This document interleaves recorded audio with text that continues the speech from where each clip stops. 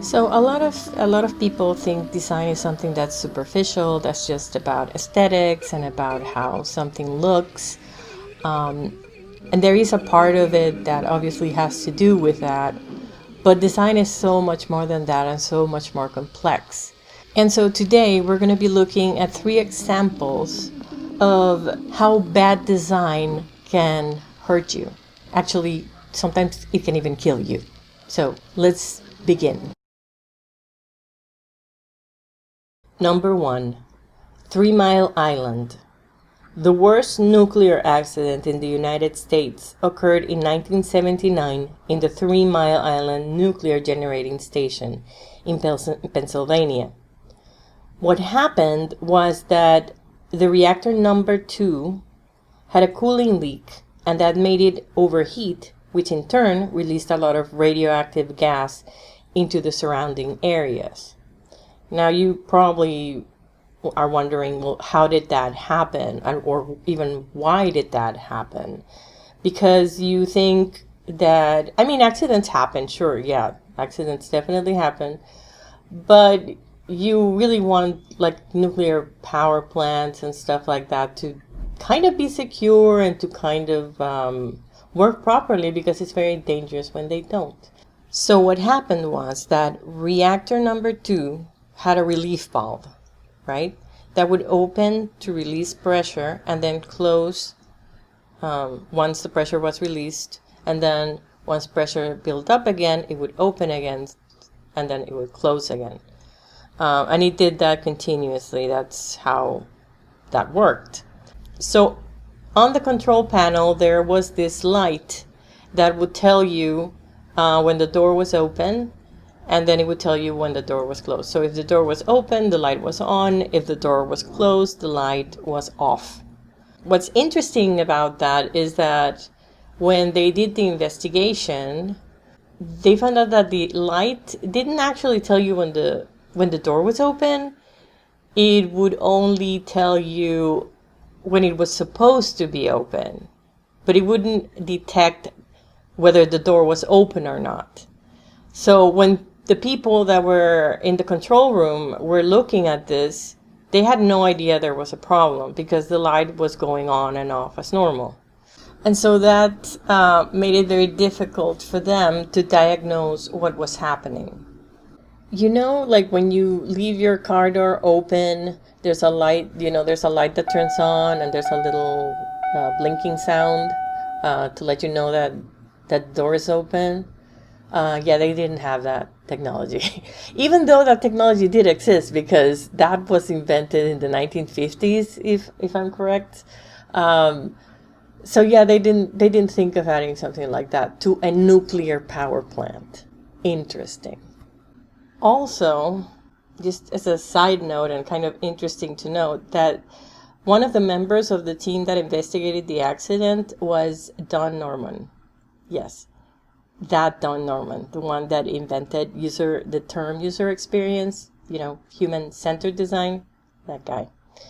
And he said about 3 Mile Island, the control room and the computer interfaces at 3 Mile Island could not have been more confusing if they had tried.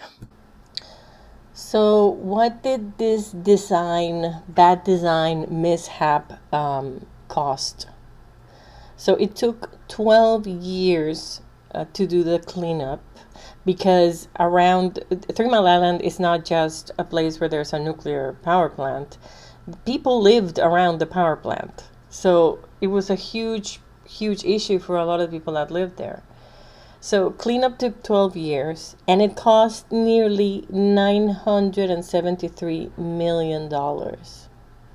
So you tell me if you think it would have been more wise to do some testing and test your ideas before you actually put them in production, right? If we think about Jacob Nielsen's 10 usability heuristics, which ones do you think were at fault here? So, number 1, visibility of system status, because the light wasn't communicating what was actually happening, Number 2, match between system and the real world. So what the light was doing wasn't what the controllers or the operators were expecting it to mean. Error prevention. So if the light was showing what was happening, the accident could have been controlled earlier, but because it wasn't giving them any warning, nobody could do anything, so the error could not be prevented. Aesthetic and minimalist design.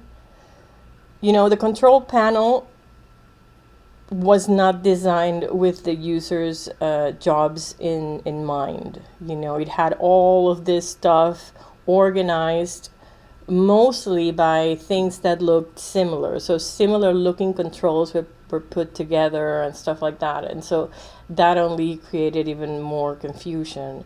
I think maybe a little editing or really understanding the day-to-day activities of the people that were in the control room would have helped to maybe clean up a little bit the design of the control panel.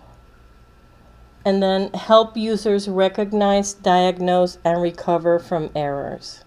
So they couldn't recognize there was an error until it was too late.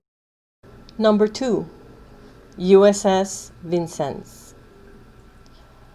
The USS Vincennes was a guided missile cruiser that was in service during the Iran-Iraq War in 1988. And near the end of the war, it accidentally shot down a civilian plane.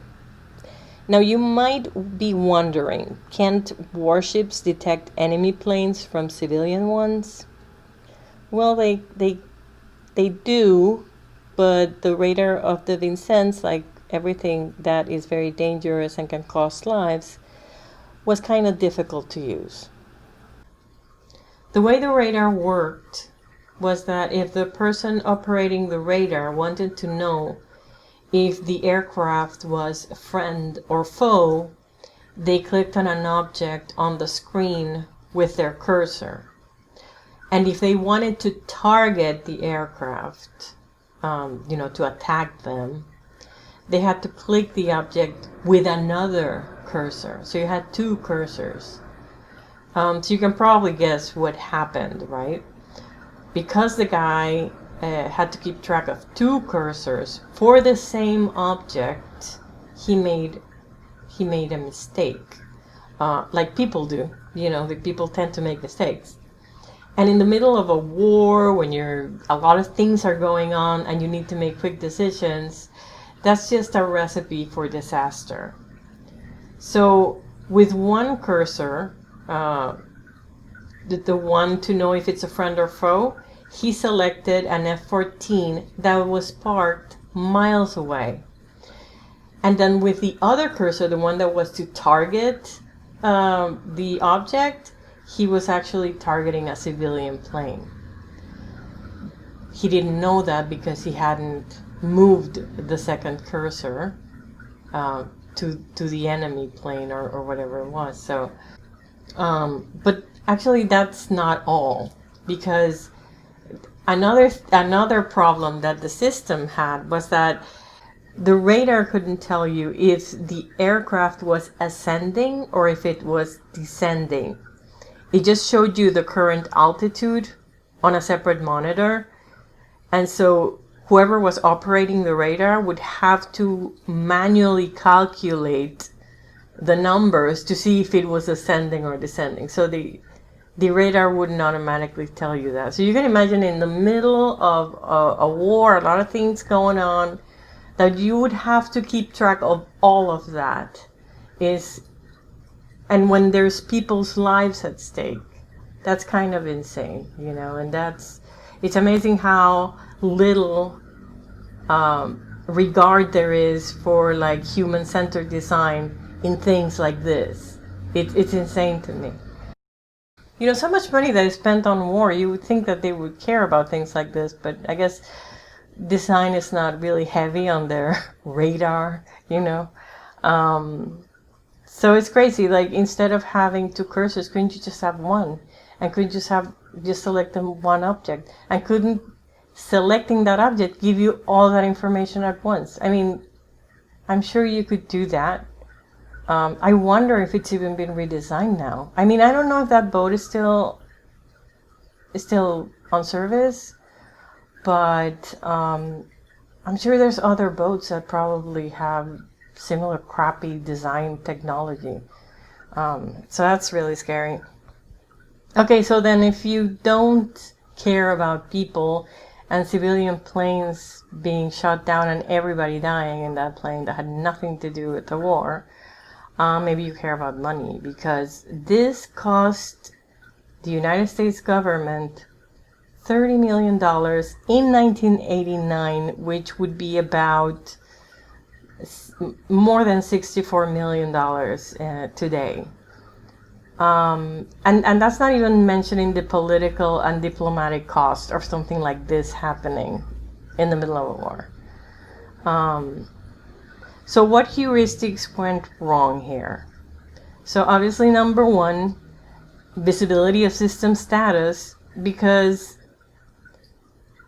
this radar, the way it was designed, it wasn't communicating clearly what was happening. So the system should be helpful to the user and not be helpful to the user, like creating more stress for the user. You know, it's easier to design a system that works according to the user's needs than to change the way people do things, because if you know anything about people, it's very difficult to change people. But you can definitely change a design, and you can definitely redesign something and think about the way to do things so that it works with how people do things, than to do it the other way around. So, you know, what would have been helpful is for the system, like if the guy had two different aircraft selected, you know, if you couldn't make it all be done with one cursor, then maybe the system could detect that you have different objects selected when you're targeting, right? And then tell you, hey, you know, you're targeting something different from what you have selected here, or something. Like the system should notify you that you could be making a mistake, right? So match between system and the real world is the other one. So I think this one also is at fault because users would forget to change the other cursor. So it doesn't follow a user's mental model, and it also doesn't take into account the context of use. You know, that you're using this in the middle of a war. In a moment when you're gonna be pretty stressed out, and you're probably not gonna be paying attention to so many tiny details because you have a lot of things on your mind at that moment. So in the middle of a war zone, this is a bad idea. Recognition rather than recall is the other one. So this one, because the system expected the user to remember so many things, to remember that, you know, they had to change the other cursor, or they had to remember which cursor they clicked on last, what object they had clicked on last. Also, they had to remember the last altitude, and if they didn't or they forgot to write it down, it would be difficult to know if the aircraft was ascending or descending. So it's really expecting people to be remembering things accurately, constantly, which doesn't happen in the real world. Just people aren't like that. It's very difficult to remember things. It's a lot easier to recognize things. So for example, if it would have given an error, or if the system is giving you some information, or at least if the system is not going to do the calculation for you, which it should be pretty easy for a computer to calculate numbers, you know, but if that computer wasn't able to do that, I should at least have a place in the screen that would show you the numbers, the list of numbers as they're changing or something. Like, I don't know, just there's many ways that they could have made that a little easier for people, you know.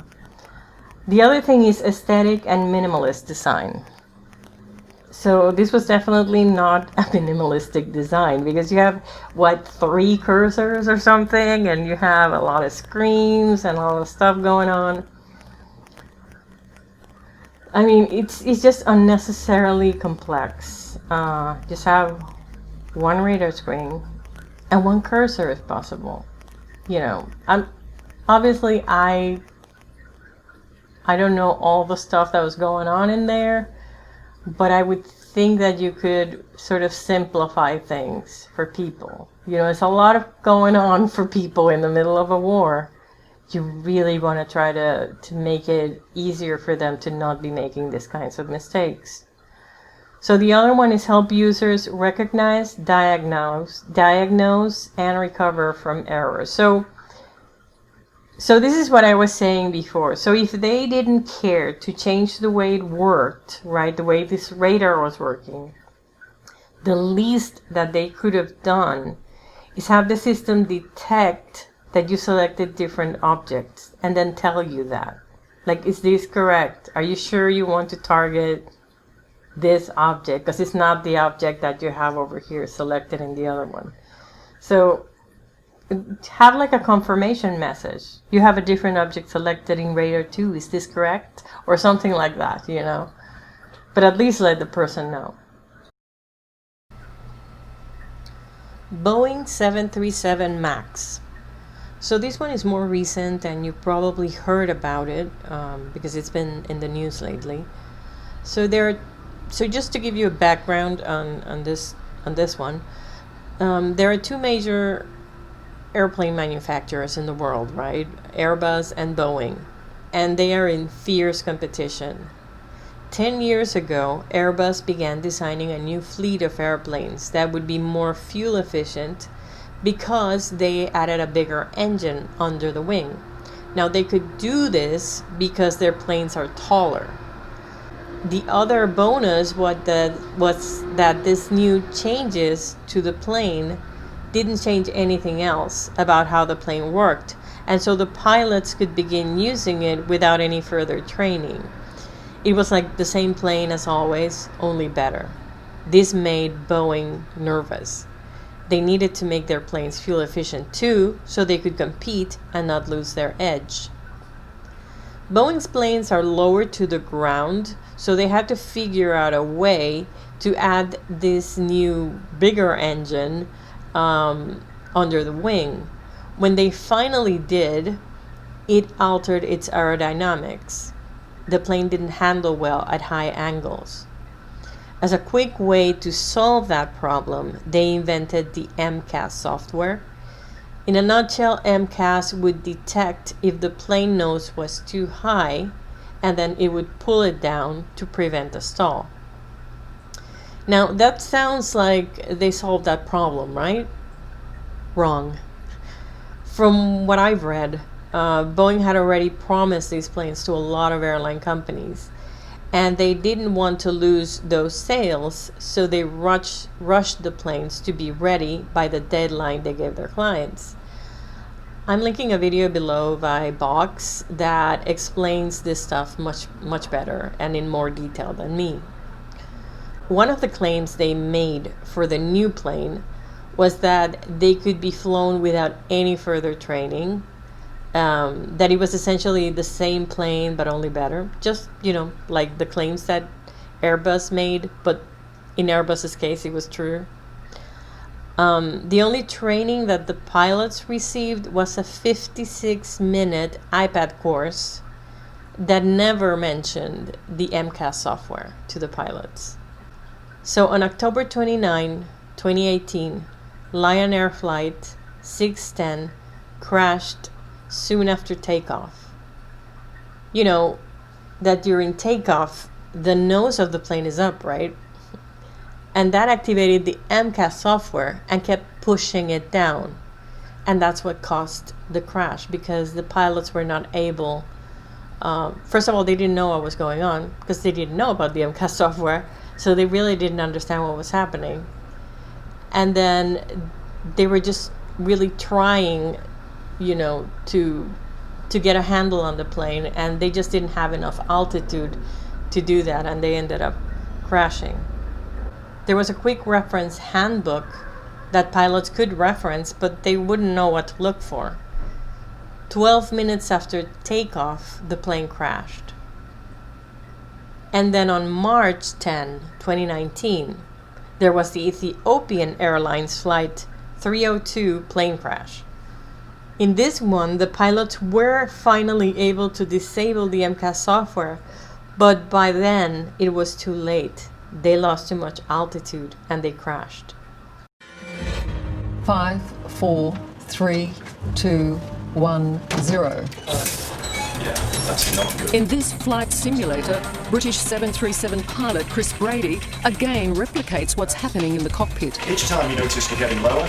The Ethiopian pilots would have been trying to follow Boeing's checklist, but what they didn't know was that the MCAS system will repeatedly turn on and off. It means they have only 5 seconds of control before MCAS overrides the plane, forcing it to nosedive.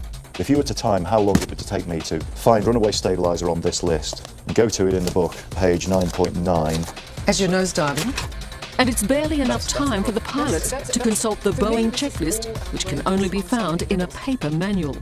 Okay, so that's taken me, about 2 or 3 seconds? So I've only now got 2 more seconds, potentially, before MCAS comes alive and starts trimming me down. For me, this is all outrageous on so many levels. It is. These are unintended consequences of an ill-thought-out add-on that was necessary. To add insult to injury, Boeing first started by blaming the pilots. Blaming the user never works. What do you gain by doing that? Is that going to fix the problem? If they had tested the MCAS with pilots before launching, lives could have been saved. I'm guessing that, like a lot of companies, they felt that that testing would delay the launch and cost them more money and probably cost them their clients. You know what? They actually, reading more about this, they actually did do some internal testing with pilots. And so I'm going to read a little bit of what the final committee report on the design, development, and certification of the Boeing 737 MAX says. The committee's investigation also discovered that Boeing was aware early on in the 737 MAX program that it could take some pilots 10 seconds or longer to respond to runaway stabilizer trim or uncommanded MCAS activation. Boeing also knew that its own test pilot, who took more than 10 seconds to respond to an uncommanded MCAS activation in a flight simulator, and found the condition catastrophic. The FAA defines catastrophic as failure conditions that are expected to result in multiple fatalities of the occupants, or incapacitation or fatal injury to flight crew members, normally with the loss of the airplane. So the engineers at Boeing, they felt pressured. They were told that a delay of just 1 day could cost the company millions. One of the engineers said, "I had a manager tell me, don't rock the boat. You don't want to be upsetting executives." But was that a wise decision? If they don't care about people's lives, they probably care about money, right? So they had to pay $9 billion in damages. And because the FAA ordered them to ground all of the planes, all of the 737 MAX, this cost Boeing $18 billion. And add to that the cost of fixing their reputation, fixing what they should have fixed in the first place before launching. So wide usability heuristics were the problem here. So visibility of system status, as you can see, this is a huge one in interface design. No wonder it's the #1 heuristic. So the pilots had no way of knowing what was happening because nothing in the control panel indicated that to them. The other one is match between system and the real world. I think this one could also be at fault because the pilots wouldn't expect the plane to automatically push the nose down during takeoff, so it didn't match their expectations, and they also weren't aware of the MCAS software. And then consistency and standards. The engineers and the designers of the 737 MAX did not follow standards or industry conventions. Planes are not supposed to nosedive during takeoff. Error prevention. There was no way for the pilots to prevent MCAS from activating because they didn't even know it existed. So there was no way to prevent it from happening.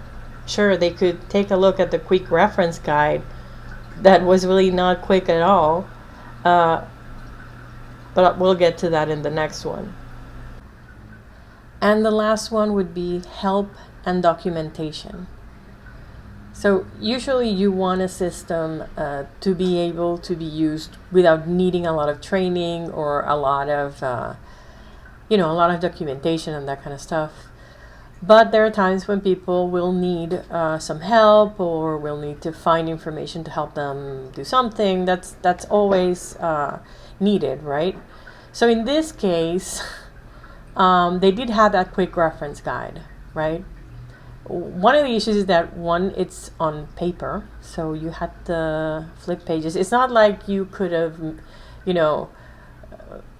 like that would have been actually helpful maybe to be in an iPad or something, because then you could look for tag words or things like that. You could actually be looking for content, searching for things maybe a little faster that way than having to go to an index and trying to see what would make sense to you, because remember, they didn't know what the MCAS software existed, so they'd have to look at something that it would make sense to them, what was happening, why the plane would be doing this during takeoff. So all of those things really made it even more complex and more problematic. And it's really sad to think about how stressful this must have been for the pilots. That's not even considering how stressful and horrifying it would have been for the passengers of those planes to see that happening. But the stress of the pilots, because the sad thing is they were trying to fix it, they were trying to do something, and they just, they couldn't, So definitely help and documentation is great. You should always have it. Just in case, you should be able to use it without it, but just in case it's always helpful. And then when you design help and documentation, you have to design it thinking about what are the different tasks that the person would need to do. So you design that reference guide, but thinking about tasks, that the person will do using the system.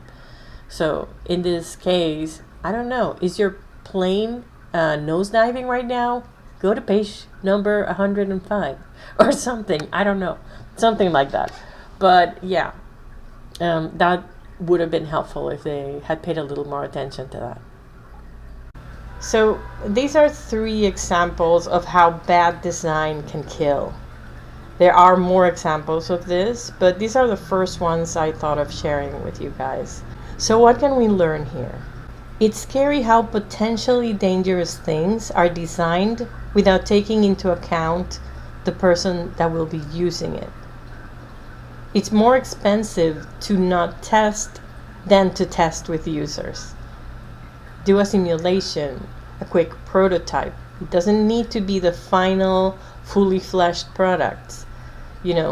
Test with people early and often, and in the context of where they will be using it.